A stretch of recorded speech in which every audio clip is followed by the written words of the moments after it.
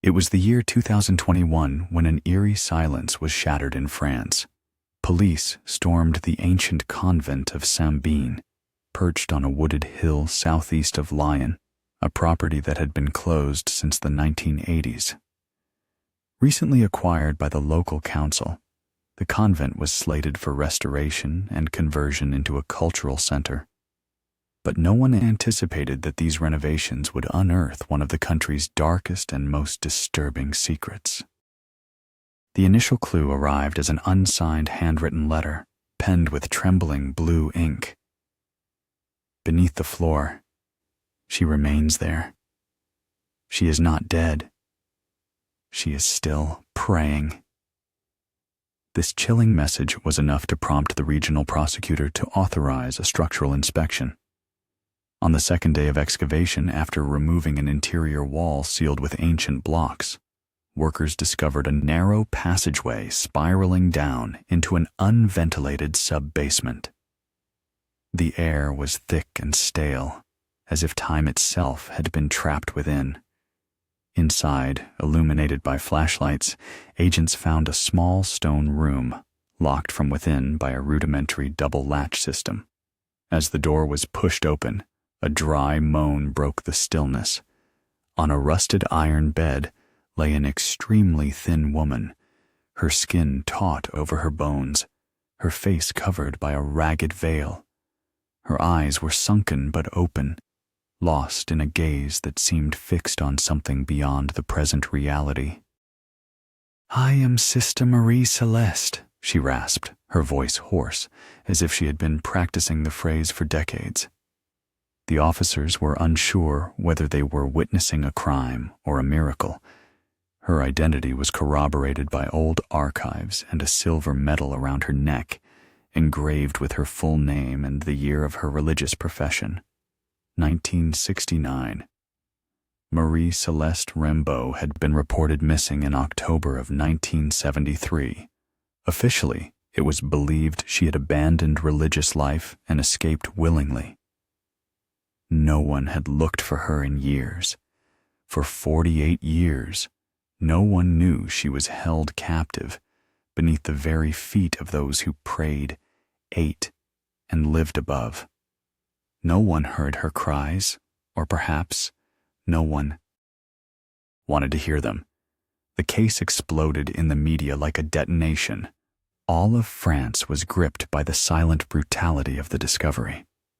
There was talk of a living hermit, of God's captive, but the truth was far more sinister. The conditions in which Marie Celeste was found suggested a methodical, planned seclusion. Beside her lay notebooks filled with repetitive writings, distorted psalms, food lists, and dates recorded with panic.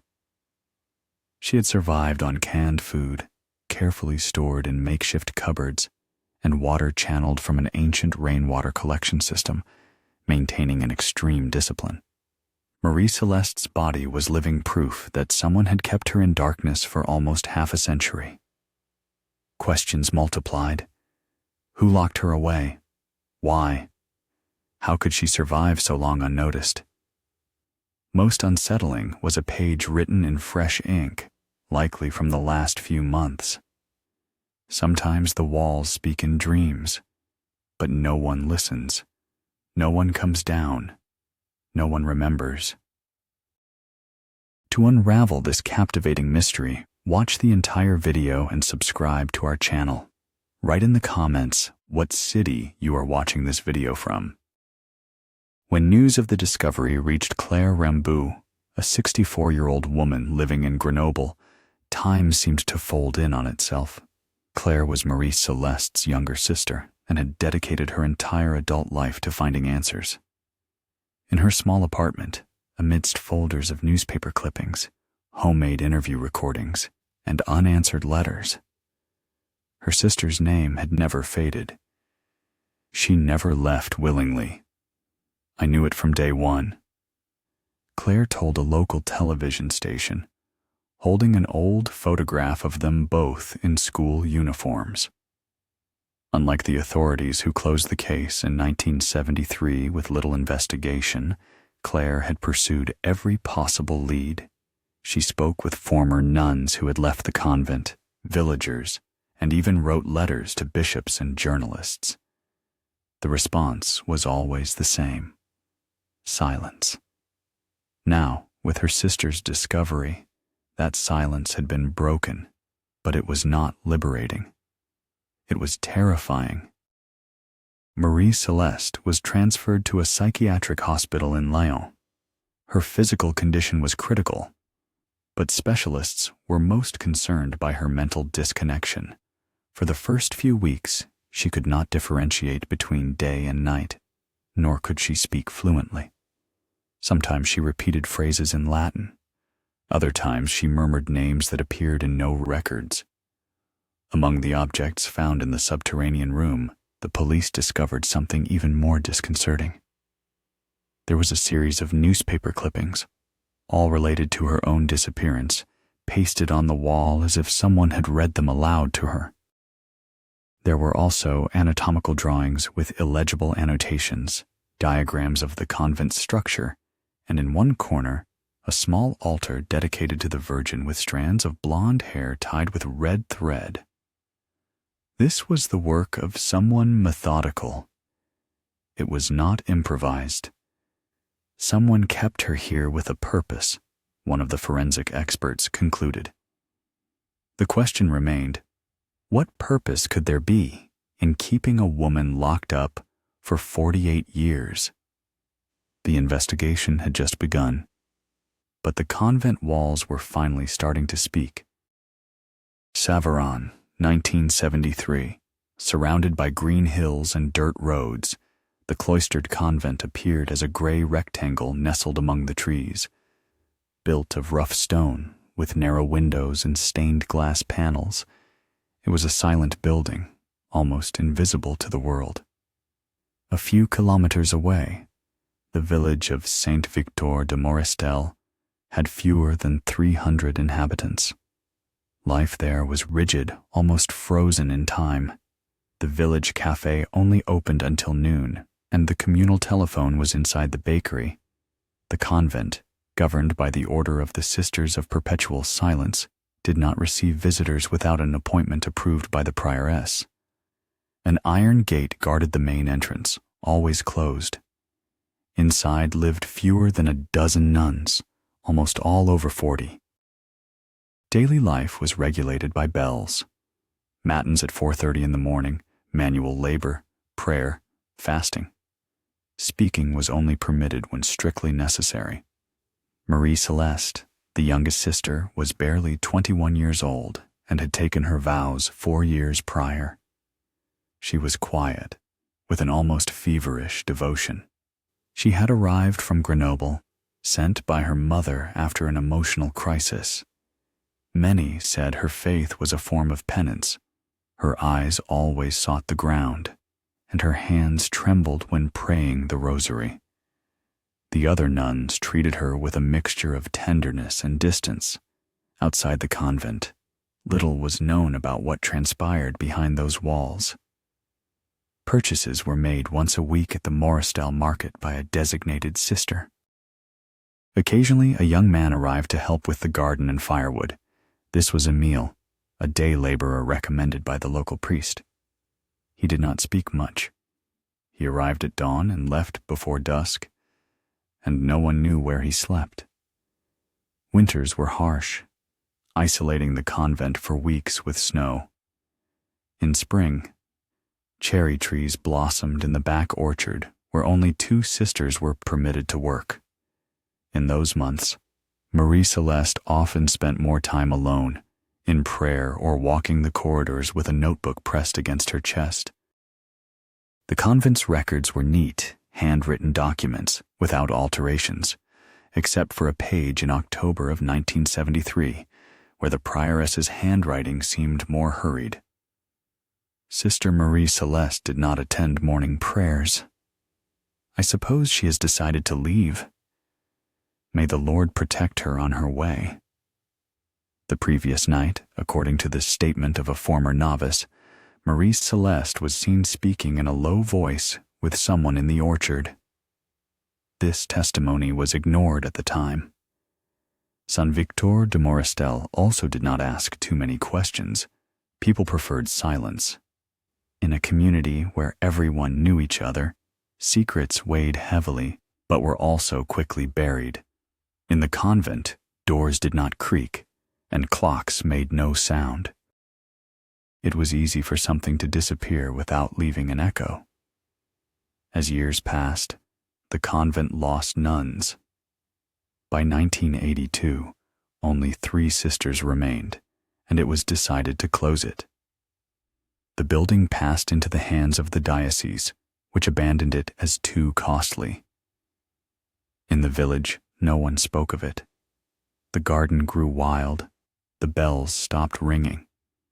Only the wind continued to sweep through the corridors, as if still waiting for someone to listen. As the investigation deepened, the focus shifted to the convent's past and its secluded inhabitants. The Sisters of Perpetual Silence, an ancient order, had always maintained a low profile, their existence a quiet hum in the French countryside. However, whispers from the past began to surface, hinting at a darker side to their devout practices. Old villagers, initially reluctant to speak, now cautiously shared fragmented memories. They spoke of the convent as a place where certain families sent their difficult daughters, those deemed too rebellious or too fragile for the outside world. This unspoken tradition, decades old, painted a stark picture of a place less of sanctuary and more of confinement for some. One name began to emerge with increasing frequency: Sister Agnes, the prioress at the time of Marie Celeste's disappearance. She was known for her unyielding discipline and stern demeanor, a woman who ruled the convent with an iron fist, her authority rarely questioned. Emile, the quiet day laborer, also became a person of interest. His sporadic presence at the convent, his silent nature, and the fact that he was the last known person to see Marie Celeste speaking in the orchard before she vanished, all raised suspicions. Yet Emile had disappeared shortly after Marie Celeste, leaving no trace. The local police, in their initial cursory investigation, had merely noted his absence as a coincidence, another loose end that tied neatly into the narrative of a runaway nun. But the most disturbing revelation came from the notebooks found in Marie Celeste's hidden room. Among the repetitive prayers and frantic dates, investigators discovered cryptic entries almost like a desperate code. One passage, frequently repeated, read, "The angel of stone watches over the forgotten." Further examination of the convent's architectural plans, found among the church archives, revealed a curious detail: a small unmarked section beneath what was once the main altar, precisely where the hidden room was located. This area was not a part of the original blueprints but appeared to be a later, unrecorded addition. It suggested a deliberate, secretive construction, designed to remain hidden from casual inspection. The more the police dug, the more it became clear that Marie Celeste's captivity was not a spontaneous act, but a meticulously planned and executed operation, almost certainly with accomplices within the convent itself. The silence that had once defined the Sisters of Perpetual Silence now seemed to be a deliberate veil, concealing a profound and horrifying truth. The walls had indeed spoken, but their confessions were only now being heard. The legal proceedings that followed Marie Celeste's liberation were unprecedented, captivating the nation and drawing international attention. The public prosecutor's office initiated a full-scale criminal investigation, not just into Marie Celeste's abduction, but into the potential complicity of the Sisters of Perpetual Silence. The case quickly became known as the Convent of Shadows, a title that perfectly encapsulated the chilling nature of the crime. Media outlets, sensing the profound human drama, dispatched their most seasoned reporters to Lyon. Claire Rambeau, once a lone voice crying in the wilderness, found herself thrust into the national spotlight. her quiet persistence finally vindicated. Her interviews were raw and emotional, shedding light on the family's decades of anguish and their unwavering belief that Marie Celeste was a victim, not a runaway. Claire's courage in breaking the silence surrounding the convent's opaque practices resonated deeply with a public that was both horrified and fascinated by the unfolding tragedy. The initial interrogations of the remaining nuns who had lived at the convent during the 1970s yielded little information. They were frail, elderly women, many suffering from dementia, their memories clouded by time and, perhaps, by a lifetime of enforced silence. Those who were still lucid claimed ignorance, professing shock at the discovery. It was the Lord's will, one 90-year-old sister whispered, her eyes wide and unblinking, suggesting a belief system so entrenched it bordered on delusion. However, investigators were not deterred. They unearthed long-forgotten convent ledgers, dusty financial records, and correspondence from the era. A meticulous reconstruction of the timeline surrounding Marie Celeste's disappearance began to form a clearer, more disturbing picture. It was revealed that Sister Agnes, the prioress, had maintained a secret, personal ledger, meticulously detailing expenditures that seemed inconsistent with the convent's frugal lifestyle. There were frequent, large withdrawals, ostensibly for charitable works, but with no corresponding receipts or beneficiaries. These transactions peaked around the time of Marie Celeste's vanishing. Furthermore, a series of letters between Sister Agnes and an unknown correspondent, signed only with a single initial, E, were discovered hidden in a locked compartment within the prioress's former office. The language in these letters was guarded, yet it hinted at a shared secret, a burden that needed to be contained for the greater good of the order. The initial E immediately brought Emile, the vanished day laborer, to the forefront of the investigation. Forensic analysis of the subterranean room offered more tangible clues.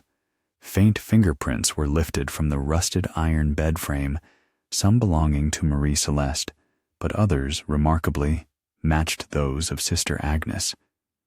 Even more chilling was the discovery of a small, engraved silver locket hidden beneath a loose stone in the floor. Inside were two tiny faded photographs, one of Sister Agnes in her youth, and the other a grainy image of a much younger Emile. This suggested a deeper, more personal connection between the prioress and the laborer than previously imagined.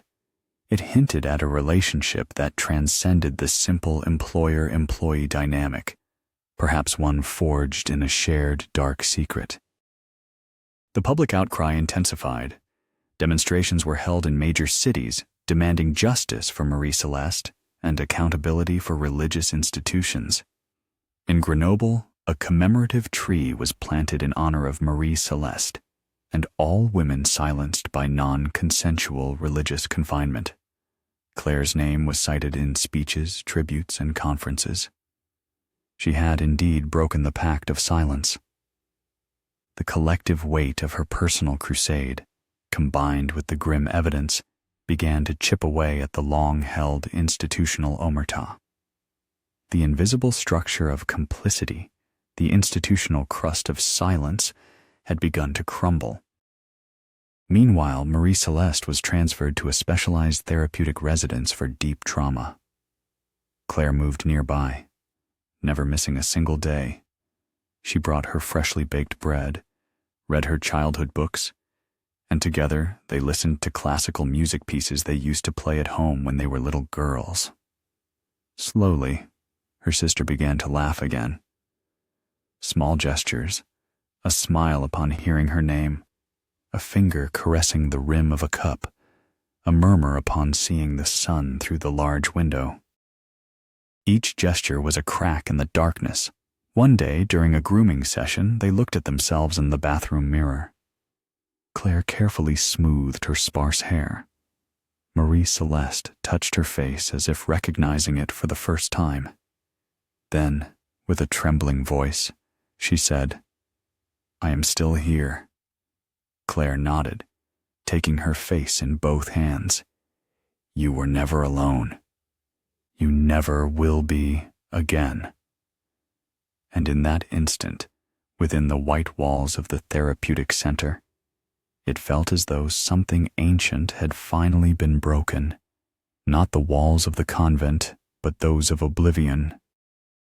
The revelation of Sister Agnes's secret ledger and the locket containing her and Emil's photographs cracked open a new, more sinister dimension to Marie Celeste's captivity. Investigators hypothesized a twisted pact between the strict prioress and the seemingly innocuous day laborer. Their relationship, initially presumed to be one of convenience for the convent's needs, now seemed to be rooted in a shared secret, a deep, perhaps even obsessive, connection that led to the unimaginable. The E in the letters, almost certainly Emile, indicated a level of intimacy and trust that defied the convent's rigid protocols, hinting at clandestine meetings and a bond forged in secrecy. The theory began to take shape. Sister Agnes, a woman of unyielding will and possibly unacknowledged internal struggles, saw in Marie Celeste an opportunity, or perhaps a perceived spiritual failing, that demanded extreme measures. Marie Celeste, in her youthful devotion and emotional vulnerability, might have been seen as a candidate for a radical form of spiritual purification, a living sacrifice to God, as some extremist interpretations of monastic life could suggest. Emile, with his quiet demeanor and access to the convent grounds, would have been the perfect accomplice, a silent enforcer of Sister Agnes's will, perhaps even a fellow believer in her distorted spiritual vision.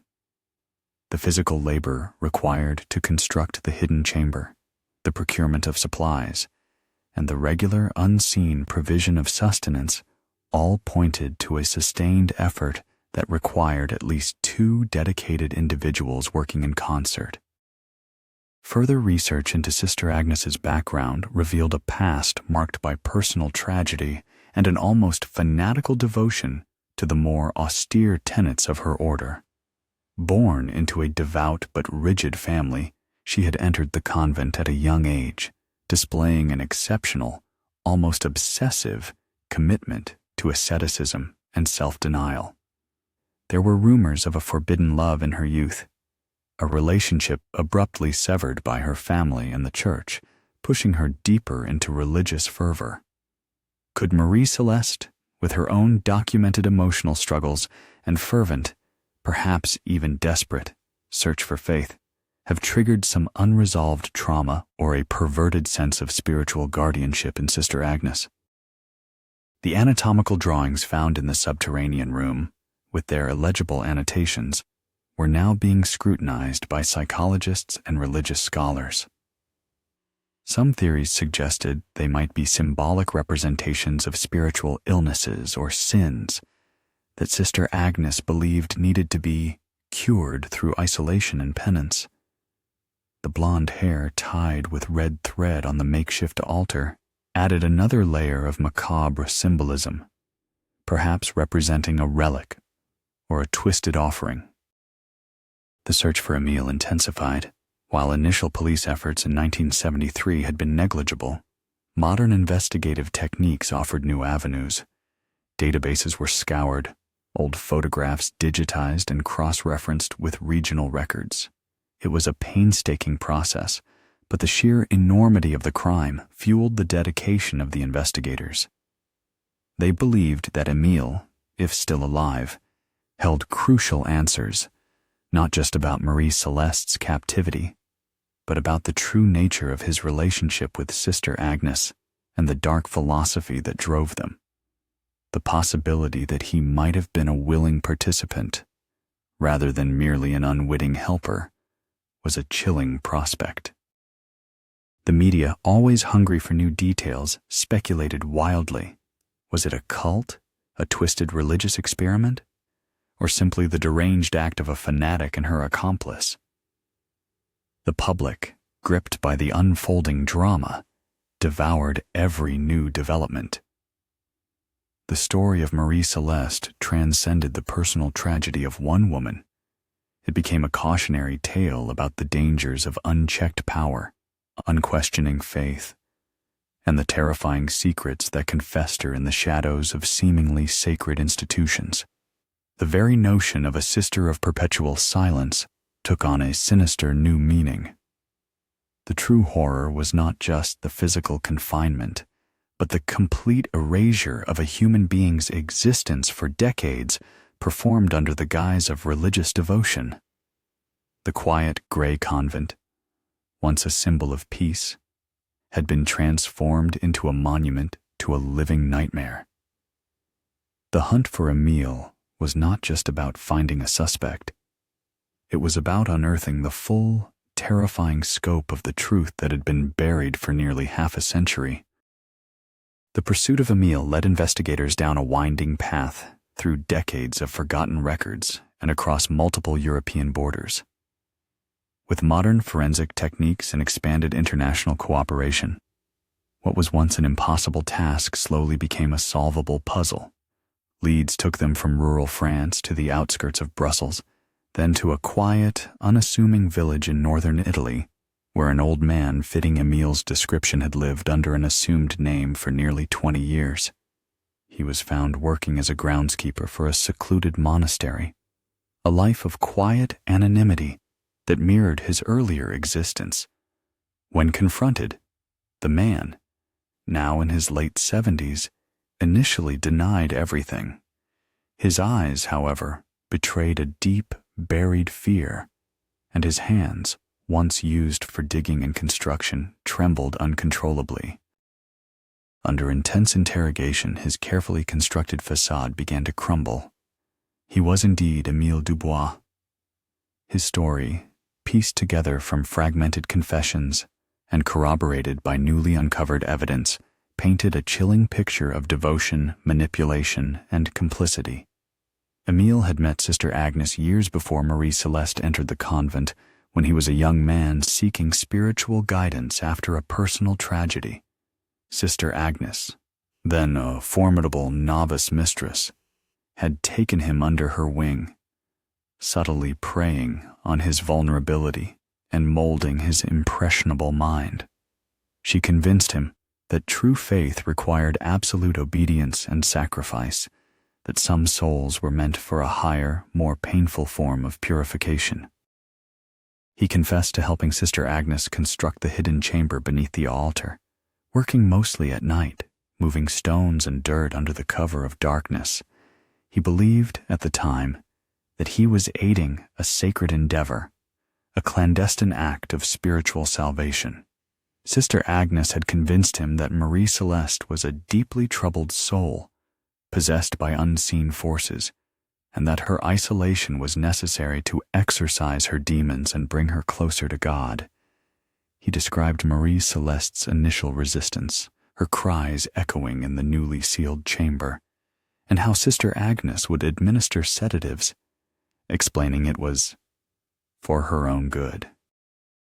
Émile maintained that he never physically harmed Marie Celeste, viewing himself as a reluctant guardian, a tool in Sister Agnes's divine mission. He was responsible for delivering the meager provisions, for checking on her through a small, almost invisible vent, and for maintaining the secrecy of her existence. He recalled the methodical way Sister Agnes would record Marie Celeste's mental state, her periods of lucidity and delirium, in the very notebooks found in the chamber. As the years turned into decades, Émile's initial conviction began to wane, replaced by a gnawing guilt. He spoke of the increasing weight of the secret, the nightmares that plagued his sleep, and his growing fear of Sister Agnes, whose fanaticism seemed to intensify with age. He wanted to confess, to free Marie Celeste. But Sister Agnes had threatened him with divine retribution, and promised that his own soul would be condemned if he betrayed their sacred trust. After Sister Agnes's death in the 1980s, Emile believed the secret would die with her. He fled France, hoping to bury his past, only to be tormented by the knowledge that Marie Celeste remained trapped. The anonymous letter sent to the authorities in 2021 was, in fact, written by Emile himself, an act of desperate redemption, a final attempt to right a decades-old wrong before his own life ended. He confessed that the guilt had become unbearable, a constant companion that had shadowed his every step. The revelations from Emile's confession were shocking, yet they provided the long-awaited closure for Claire Ramboux. She had always believed her sister was a victim, and now, finally, the full extent of the horror was laid bare. Emile's testimony, however, painted a complex picture of complicity, one where manipulation and warped faith intertwined with fear and regret. He was no innocent bystander, but a deeply flawed individual trapped in a web of another's fanaticism. The French legal system prepared for a landmark trial, one that would not only seek justice for Marie Celeste, but also dissect the ethical and moral boundaries of religious authority and personal responsibility. The Convent of Shadows, once a silent and forgotten place, was now screaming its secrets to the world, a stark reminder that even in the most sacred of places, profound darkness can take root. The long, agonizing wait for the truth was finally over, but the painful journey of healing and accountability had just begun. The trial of Émile Dubois became a spectacle, drawing not just legal scholars and journalists, but a public eager to understand the depths of human cruelty and the insidious nature of fanaticism. The courtroom in Lyon buzzed with a palpable tension as Émile, a frail, elderly man, stood accused of a crime that spanned nearly half a century. His defense argued for a reduced sentence, citing his advanced age, his cooperation with the authorities, and the profound manipulation he suffered under Sister Agnes. They painted him as a victim himself, a man whose vulnerable faith was twisted into an instrument of another's will. Prosecutors, however, presented a starker picture. A man who, regardless of manipulation, made conscious choices to participate in the prolonged suffering of another human being. They highlighted the meticulous nature of the confinement, the active role he played in building the cell, supplying food, and maintaining the secret, arguing that his actions constituted a deliberate and sustained act of abduction and torture. Claire Ramboux was a constant presence in the courtroom, her gaze unwavering, her quiet dignity a powerful testament to her sister's ordeal. She sat through every harrowing detail of Emile's testimony, reliving the agonizing uncertainty of the past decades. Marie Celeste, still in a fragile state of recovery, was not present in court, but her silent suffering permeated the proceedings through the powerful impact statements read on her behalf. These statements, crafted with the assistance of her therapists and Claire, vividly described the sensory deprivation, the psychological torment of endless darkness, and the profound loss of identity she endured. They detailed the moments of despair, the prayers that turned into cries, and the terrifying realization that the world had moved on without her, leaving her utterly forgotten. The revelation that Emile himself had sent the anonymous letter that led to her discovery added a layer of complexity to his character, prompting both outrage and a reluctant recognition of his tormented conscience. Expert witnesses, including psychologists and theologians, offered their perspectives. The psychologists spoke of the insidious nature of coercive control and the potential for extreme religious interpretations to warp an individual's sense of morality. They analyzed Sister Agnes's likely psychological profile, suggesting narcissistic tendencies coupled with a profound, almost messianic, delusion that she was acting as an agent of divine will. The theologians debated the boundaries of faith and fanaticism, asserting that Sister Agnes's actions were a gross perversion of true religious doctrine, a horrifying deviation from the principles of compassion and human dignity. They emphasized that no sacred text or spiritual teaching could ever justify the imprisonment and torment of another person. The trial became a profound examination of responsibility, not just individual culpability, but also the broader societal and institutional failures that allowed such an atrocity to remain hidden for so long. The Convent of Shadows, and by extension, the religious institutions that had indirectly allowed its unchecked existence, faced intense scrutiny. The public reaction was a mixture of condemnation and morbid fascination.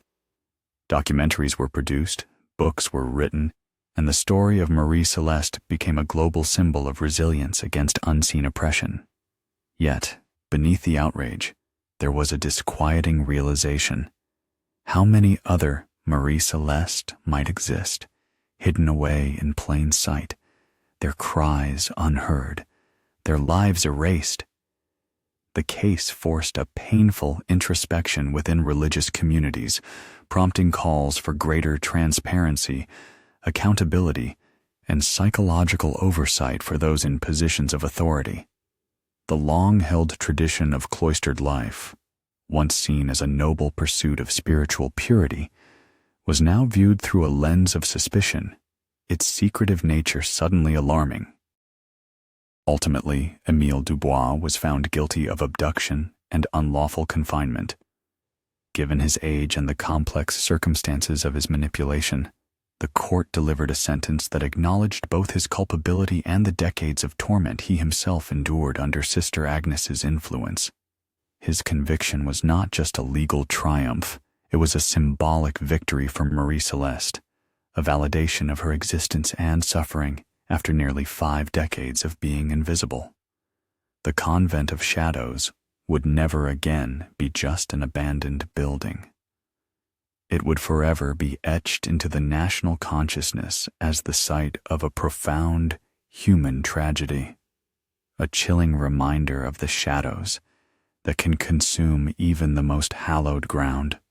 For Claire, it was the end of a long, arduous journey, but for Marie Celeste, it was the fragile beginning of a new chapter, one where the light of day, once a distant memory, finally began to warm her long-chilled soul. The conclusion of Émile Dubois' trial marked a pivotal moment, not only for Marie Celeste and Claire, but for an entire society grappling with the implications of such a prolonged and concealed atrocity. While justice, in a legal sense, had been served, the true healing process for Marie Celeste was a far more complex and arduous journey.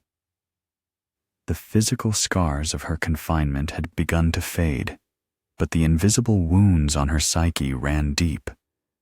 Her therapists worked tirelessly, guiding her through the bewildering re-entry into a world that had advanced by nearly 5 decades without her. Simple tasks like operating a television remote or understanding the concept of a mobile phone were monumental challenges. The constant barrage of new information, the sheer speed of modern life, often overwhelmed her, triggering moments of profound anxiety and withdrawal. Claire remained her constant anchor, a gentle, unwavering presence. She meticulously recreated small pockets of their shared past within Marie Celeste's new therapeutic environment. Old family recipes, the scent of lavender from their childhood garden, and the familiar melodies of classical music became conduits to a buried self. These small, consistent comforts slowly chipped away at the mental barriers Marie Celeste had erected during her years of isolation. She began to speak more, her voice gaining strength, recounting fragmented memories of her captivity. These recollections were not always sequential or coherent, often blending reality with the terrifying hallucinations born of prolonged sensory deprivation, but each word was a victory, a piece of her stolen narrative reclaimed. The Convent of St. Bean, now a symbol of the dark events it once harbored, became a site of intense public debate. Local authorities, grappling with its stained legacy, considered various options for its future. Some advocated for its demolition, believing its very stones were tainted by the unspeakable acts committed within its walls. Others proposed transforming it into a memorial, a stark monument to human resilience and a chilling reminder of the dangers of unchecked power and blind faith. The ultimate decision was to convert a portion of the sprawling property into a public park and a smaller section into a center for victims of religious abuse, ensuring that Marie Celeste's story would serve as a catalyst for change and a haven for others. The iron gate at the entrance, once a symbol of impenetrable secrecy, was left open, a symbolic gesture of transparency and freedom. The Marie Celeste case had a profound and lasting impact on religious institutions across France and beyond. It ignited a fierce debate about the need for greater external oversight and accountability within cloistered orders. Calls for mandatory psychological evaluations for religious leaders, transparent financial audits, and clearer protocols for reporting suspected abuse or confinement gained significant traction. Many orders, historically insular, began to open their doors, engaging with lay communities and implementing reforms aimed at preventing such a tragedy from ever recurring. The phrase, "the Convent of Shadows," became a rallying cry for victims' rights advocates, spurring legislative changes and a renewed commitment to protecting vulnerable individuals within religious contexts. For Marie Celeste, the world outside her therapeutic residence remained a place of both wonder and terror. She found solace in nature, spending hours in the garden, feeling the sun on her skin, something she had been deprived of for so long. She slowly reconnected with simple pleasures, the taste of fresh fruit, the sound of birdsong, the vibrant colors of a sunset. Her re-entry into society was gradual, marked by small, profound milestones. One day, she ventured out with Claire to a local market, her eyes wide with a mixture of fear and fascination at the bustling crowds. Another time, she held a newborn baby, her face softening with an expression of pure, unadulterated joy that had been absent for decades. These moments, small as they might seem, were monumental steps on her long road to reclaiming a life that had been so cruelly stolen. The darkness of the hidden cellar would always be a part of her story, but for the first time in nearly half a century, Marie Celeste could truly begin to see the light. As Marie Celeste continued her slow, deliberate journey of reintegration, the ripples of her extraordinary case continued to spread far beyond the quiet French countryside. The story, initially a shocking revelation, evolved into a powerful narrative explored across various mediums, each attempting to capture the unfathomable depths of her ordeal and the resilience of the human spirit. Filmmakers began to develop documentaries, meticulously piecing together archival footage, interviews with Claire Rambeau, investigators, and experts, and even animated sequences to portray Marie Celeste's harrowing experience within the confines of her subterranean prison. These cinematic explorations brought the chilling reality of her lost decades to an even wider global audience, prompting widespread discussions about human rights, the ethics of religious institutions, and the power of sustained hope. Journalists, many of whom had followed the initial reports, returned to the narrative with renewed vigor, publishing in-depth investigative pieces that delved into the societal and historical contexts that allowed such a crime to remain hidden for so long. They scrutinized the legal loopholes, the cultural deference to religious authority, and the failures of the initial police investigation in 1973. These analyses revealed how a confluence of factors, ranging from the remoteness of the convent to the prevailing societal attitudes towards women and religious life in the mid-20th century, had created the perfect environment for Marie Celeste's disappearance to be dismissed and forgotten. The articles often included poignant reflections on the concept of missing time and the profound impact of isolation on identity, drawing parallels to other cases of prolonged captivity or solitary confinement. Academics, particularly those in sociology, psychology, and religious studies, engaged in rigorous research, publishing papers and holding conferences dedicated to the Marie Celeste case. Their work explored the psychological dynamics of extreme faith and coercion, the sociological implications of closed communities, and the historical precedents for religious confinement. They dissected the motivations of Sister Agnes, examining the dangerous intersection of zealotry and unchecked power, and analyzed Émile Dubois' complex role as both perpetrator and victim of manipulation. These scholarly pursuits aimed not only to understand the specifics of Marie Celeste's case, but also to extract broader lessons that could prevent similar abuses in the future. The case became a tragic yet invaluable case study in human behavior under extreme conditions. For Claire Ramboux, the years following the trial were dedicated to advocacy. She became a tireless voice for victims of institutional abuse, lending her personal story to support broader reforms. She collaborated with nonprofit organizations, sharing her experiences in public speaking engagements and fundraising efforts. Her unwavering commitment ensured that Marie Celeste's ordeal would not be merely a sensational news story, but a powerful catalyst for change.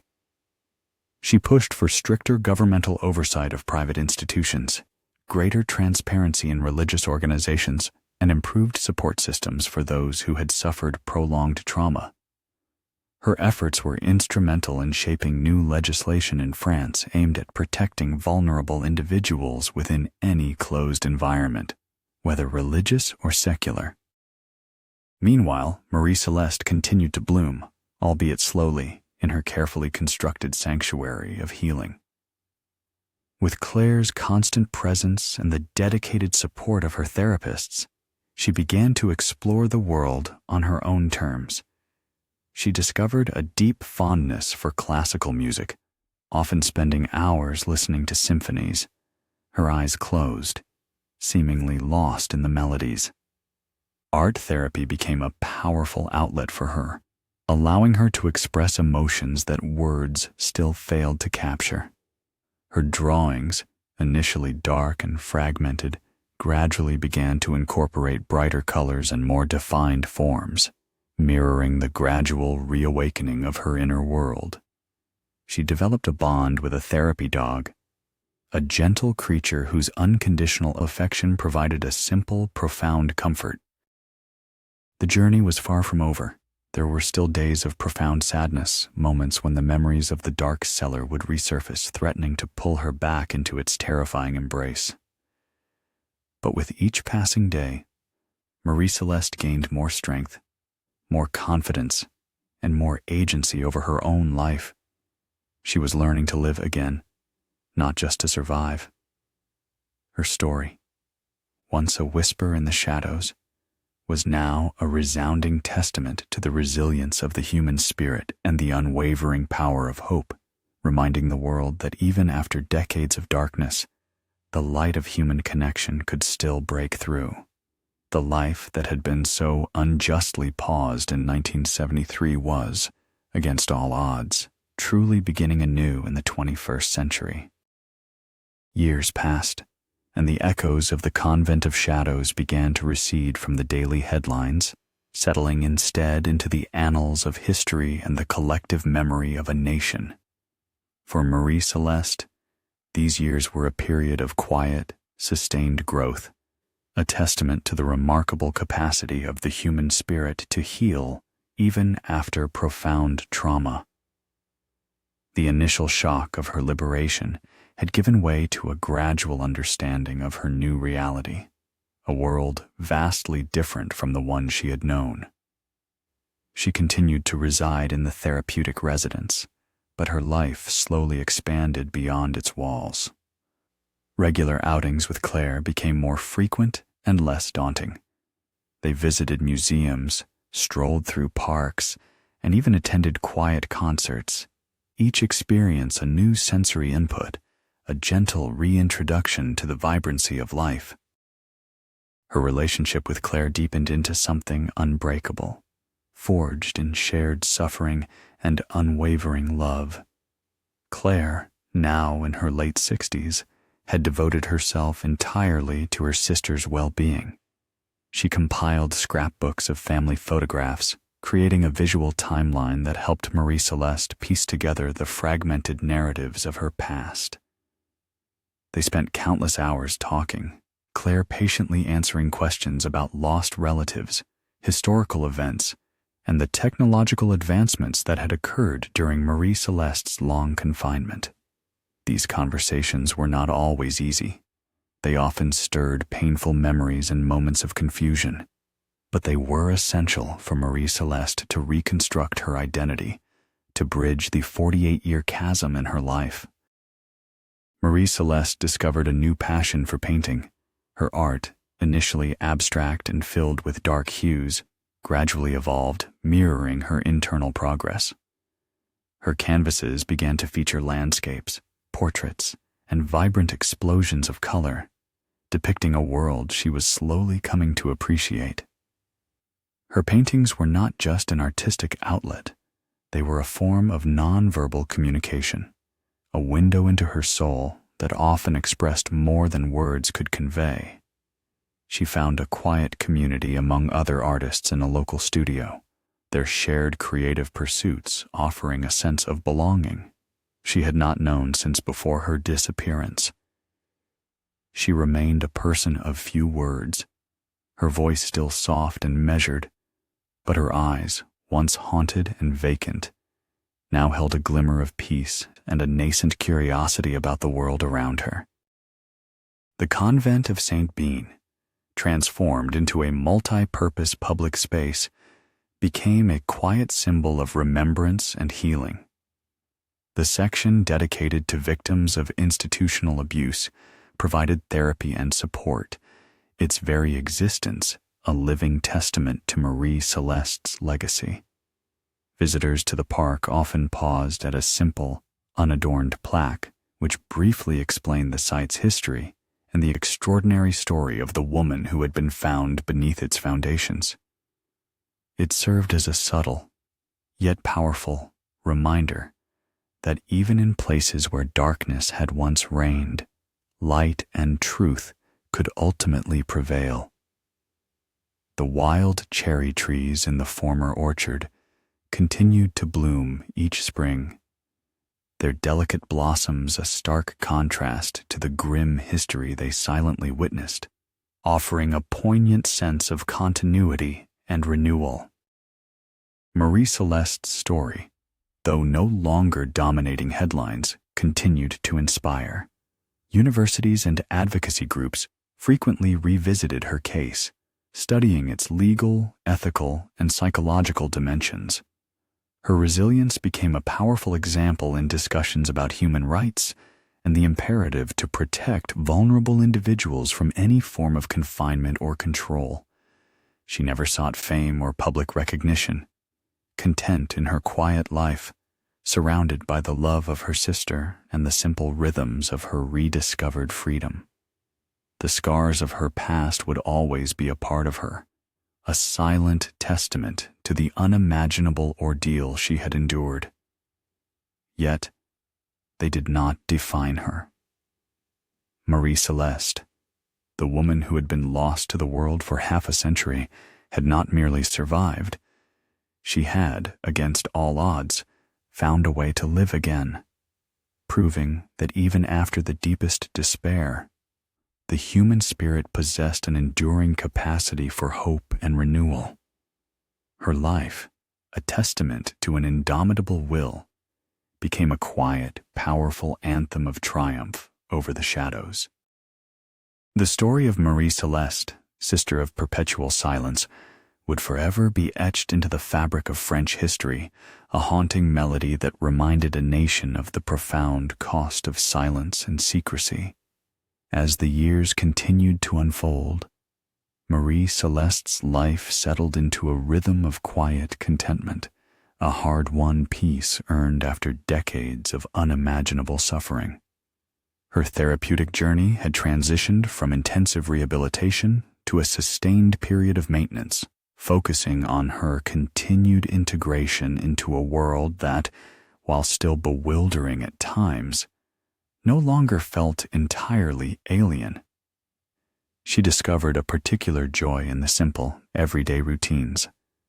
The aroma of fresh coffee in the morning, the warmth of sunlight filtering through her window, the gentle rustle of leaves outside.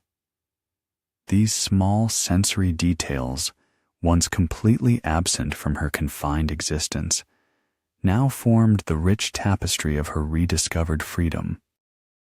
Her connection with Claire, her steadfast sister, remained the bedrock of her recovery.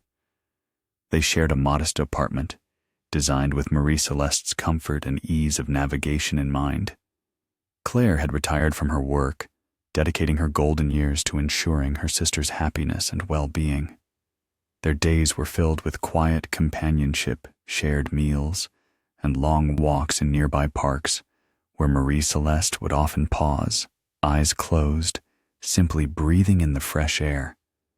Claire learned to read Marie Celeste's subtle cues, understanding her unspoken needs and providing a protective buffer against the anxieties of the outside world. Their bond was a living testament to the enduring power of familial love, a force strong enough to pierce through decades of forced separation and trauma. Marie Celeste continued her artistic endeavors, her paintings becoming increasingly vibrant and expressive. Her art therapy sessions, once a means of unearthing buried emotions, evolved into a genuine passion, a way to communicate the beauty she was now able to perceive in the world. She joined a local art group where her unique perspective and quiet determination earned her the respect and admiration of fellow artists. She never spoke of her past within the group, but her work often hinted at a deep spiritual understanding of light and shadow, of confinement and liberation. Her pieces were often characterized by a profound sense of peace, a quiet triumph that resonated deeply with viewers, even those unaware of her extraordinary history. The legal and societal ramifications of the Convent of Shadows case continued to reverberate for many years. Émile Dubois served his sentence, living out his remaining years in penitence, a man consumed by the guilt of his actions and the manipulation he had endured. His story, too, became a cautionary tale, illustrating the destructive power of unchecked spiritual authority and the fragility of individual conscience when faced with charismatic manipulation. The reforms in religious institutions, spurred by Marie Celeste's case, led to greater accountability measures, ensuring that such a prolonged and hidden confinement would be far more difficult to achieve in the future. The Convent of St. Bean, now a place of reflection and healing, stood as a permanent reminder, its ancient stones speaking volumes about the human capacity for both cruelty and compassion. Marie Celeste's life, once a stark void, blossomed into a quiet tapestry of small joys and profound rediscoveries. She was no longer just a survivor. She was a testament to the enduring human spirit, a living embodiment of hope. She never regained all the years she lost, nor did she fully comprehend the complex world that had raced ahead without her. Yet she found her own rhythm, her own meaning, in the simple act of living. Her existence, once defined by darkness and silence, now radiated a gentle light, a quiet strength that inspired all who knew her. The story of Marie Celeste transcended the personal, becoming a timeless narrative of human resilience, a powerful reminder that even after the longest night, the dawn will eventually break, bringing with it the promise of a new day and the quiet, profound joy of being truly free. The story of Marie Celeste, sister of perpetual silence, transcended the personal tragedy of one woman to become an indelible part of the human narrative, a testament to both the darkness that can exist and the extraordinary capacity for the human spirit to endure. Her life, once paused in the year 1973, had, against all odds, unfrozen, slowly but surely finding its way into the 21st century.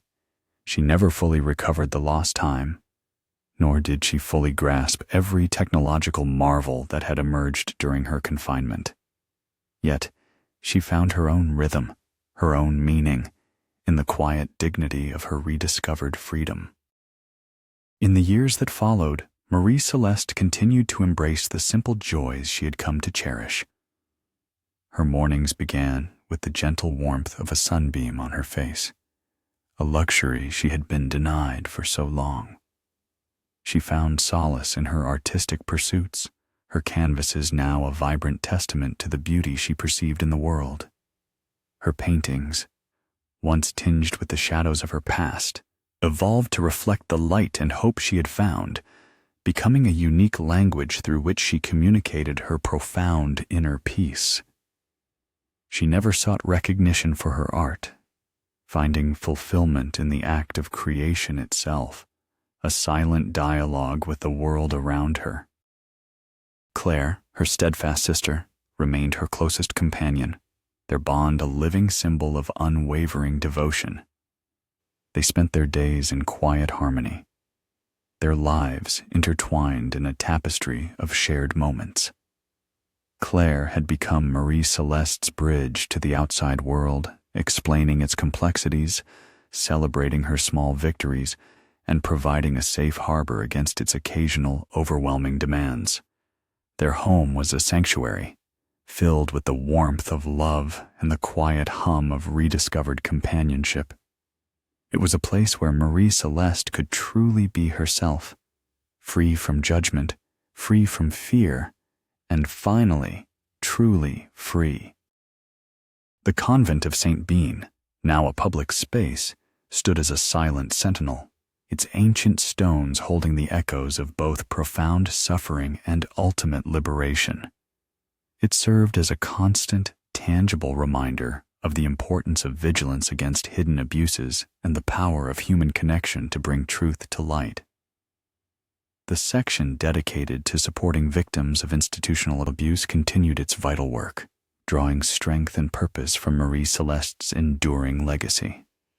Her story became a fundamental part of their educational programs, ensuring that the lessons learned from her ordeal would continue to guide and protect others. Marie Celeste herself remained a figure of quiet inspiration. Though she seldom spoke publicly, her very existence was a powerful message of resilience. Her journey from the profound darkness of a hidden cellar to the gentle light of a life rediscovered was a testament to the indomitable will of the human spirit. She proved that even after the most unimaginable suffering, hope can not only endure but can blossom into a life of quiet grace. Her story, passed down through generations, would serve as a timeless reminder that the human spirit, when nurtured by love and compassion, possesses an extraordinary capacity for healing and renewal, always capable of finding its way back to the light, even after decades spent in the deepest, most profound shadows. And in that quiet triumph, Marie Celeste found not just freedom, but a lasting peace that transcended the confines of time and memory.